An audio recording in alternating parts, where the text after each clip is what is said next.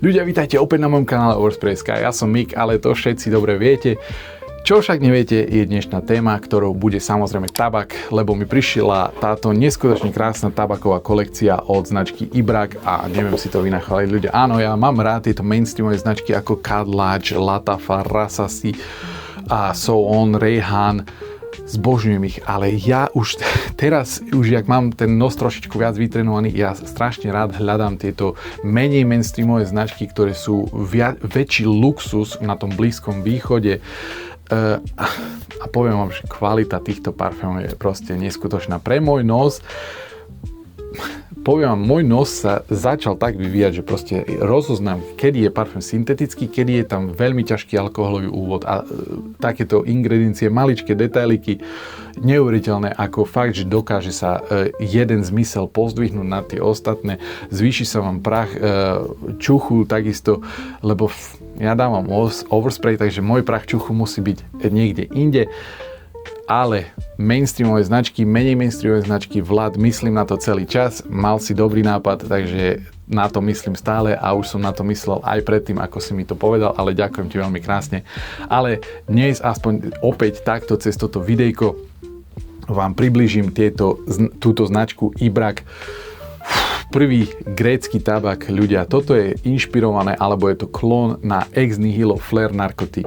Tam je krásny narcis, do toho ide liči, ide tam rúža a marhuľa v srdci s pomarančovými kvetmi. Ale čo tam najviac hrá za mňa, je tam marhuľa s pomarančovým kvetom a do toho to liči. Krásna rúža tam hrá, nie je to ako to poviem, nie je to ťažká rúža. Ja sám osobne nie som veľký fanúšik rúže, čiže keď je tam ťažká rúža, ja poviem, že ten parfém za mňa určite nie, ale toto je taká jemná rúža, nie je to, jak to prirovna, nie je to taká ťažká babičkovská vôňa rúžová, nie, ale radšej to prirovnám k takej bukrete stovky rúží, keď si privôňate zblízka, je to ťažká rúžová vôňa červených rúží. Toto absolútne nie. Na koži vám to drží neskutočne krásne pyžmo. Je to neskutočne krémovo namiešané, ako to ide do toho dry downu. Krásna krémovo z toho ide a vravím, dámy, Flare Narcotic alebo toto neskutočne krásne sexy parfém normálne, že wow. Paráda, vydrží to hlavne dlho. Toto mi na mojej koži, v mojich podmienkach, pričom ja to testujem v klimatizovanom aute, stále to budem opakovať. Ak striekate parfém v klimatizovanom aute, klimatizácia vám vysuší pokožku a pokožka vám ten parfém vypije, čiže to niektoré parfémy nedržia tak dobre, nedržia tak dlho. Toto 4-5 hodín to rezalo vzduch v klimatizovanom aute, potom mi to ešte vydržalo viac ako 8 hodín na koži, na šatách to drží aj do druhého dňa. Krásna, skvelá vôňa, ako vravím, marhuľa, líči a do dry downu sa potom zapája tá rúža a pomarančové kvety. Skvelá vôňa, ktorá vydrží a projektuje veľmi dlho a hlavne ľudia, všetky tieto parfémy už som mal možnosť ovoňať. Žiadne alkoholové úvody, žiadne ťažké alkoholové úvody, ani žiadna syntetika. Absolútne nie. Toto je luxus. V každom jednom flakoníku. Toto sú cestovné verzie, basically. Takže to môžete zobrať zo sebou do vrecka, bum, prestriekať. Paráda. Potom tu máme tento brazílsky tabak. Ľudia, a toto je originálna ospravedlňujem sa. Toto je originálna kreácia od Ibraka, proste neskutočne krásne a za mňa jeden z mojich najobľúbenejších z tejto celej kolekcie, lebo ako som povedal, ja zbožňujem, keď v parfémoch, to je pre mňa neskutočný chill.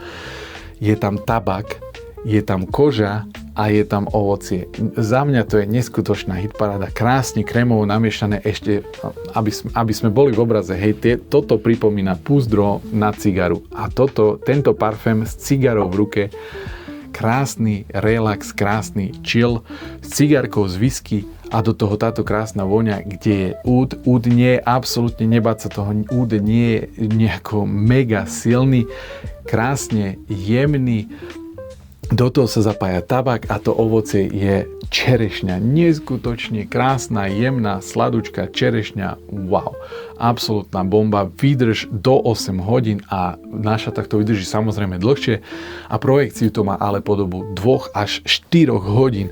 2 dní som to testoval, raz to malo projekciu 2 hodinky, inokedy až do 4 hodín, že som to normálne cítil, nemusel som ísť na kožu nič. Skvelá vôňa za mňa, jeden z najlepších z tejto série. Neviem si to vynachváliť vážne. A poslední ľudia, poznáte Latafa Atlas alebo tí bohatší, ktorí si môžete dovoliť Orto Parisi Megamare.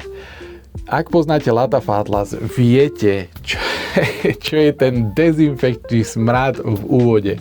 Toto je klon na Orto Parisiho Megamare a ide to rovno do tej nádhernej morskej, akvatickej, slanej vône Orto Parisi Megamare s rovnakou výdržou. Ľudia, žiadne ťažké alkoholové syntetické úvody, tie dezinfekcie, čo ja som pripomínal, Latafa Atlas mi pripomínalo.